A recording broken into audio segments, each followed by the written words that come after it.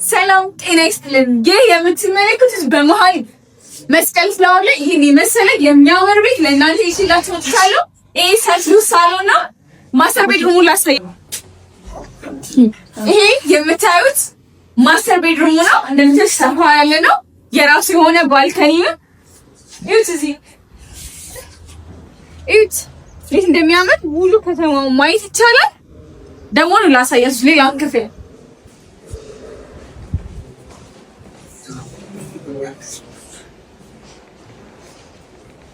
እዚህ ጋር ቤድሩም አለ። ኮመን ባዝሩም